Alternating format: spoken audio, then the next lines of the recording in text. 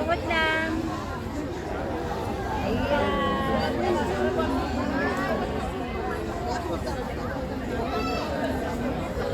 Light gabi yan, hindi. Malapit yung ibang hulog dito.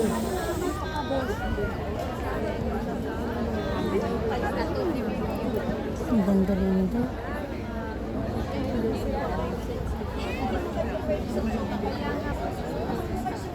Sa live yan. Nasa video.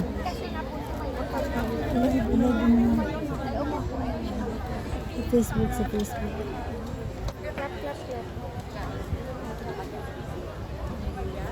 Ready daan. Maraming salamat. Magandang hapon. Magandang hapon din. Mga kababayan, assalamualaikum warahmatullahi wabarakatuh. Padayaw, mayong adlaw, kaninyong tanan. Magandang araw sa inyong lahat.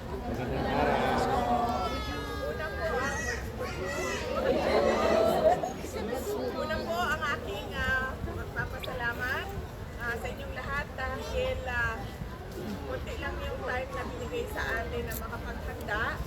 Pero nabuo kaagad natin yung programa natin ngayong hapon na ito at Sa video na natin. Sa video na naimbita kaagad namin kayo kahit short notice pumunta kaagad kayo dito. Maraming salamat sa inyo.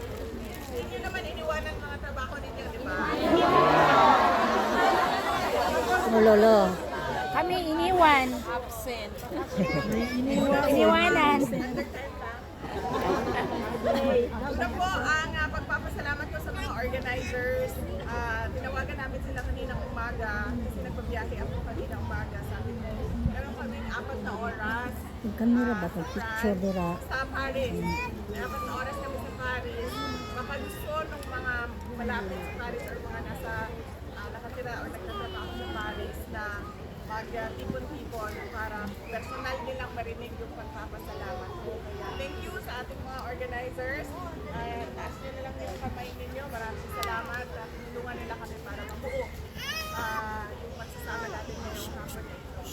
Pangalawa, ang pagpapasalamat ko sa inyo. Sabi ko nga, short notice. Yung iba nag-overtime. Yung iba nag-absent na. At yung iba nagmamadali. Saan ba tao eh? Maraming salamat sa oras, sa panahon ninyo. Dahil hindi araw-araw binibigay ito sa atin. No? Pangatlong pagpapasalamat ko nating lahat sa Diyos. Dahil binigyan na tayo ng magandang weather, binigyan na tayo ng araw na ito para magsama-sama para sa ating bayan.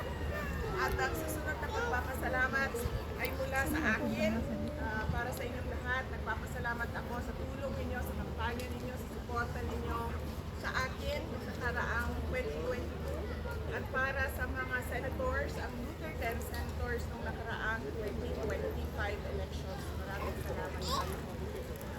Ang susunod na pagpapasalamat ay mula po sa aming pamilya, ang pamilya Duterte.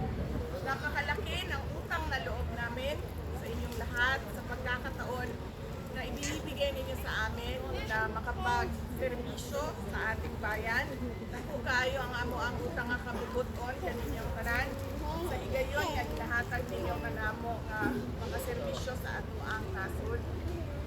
At kami ay taus-puso, ang buong pamilya Duterte ay taus-pusong nagpapasalamat sa inyong suporta. Ang susunod na pagpapasalamat ay mula po kay dating Pangulong Rodrigo Duterte. Alam niya po ang mga rally ninyo sa Paris, alam niya po ang mga pagdarasal ninyo, alam niya ang pagbisita ninyo sa Hague, at alam niya ang lahat ng mga nangyayari sa mga Filipino communities natin sa buong mundo. Dahil araw-araw yan ikinikwento ng kapatid ko, no, si Kitty, sa kanya. Dahil 4 times a week ay merong telephone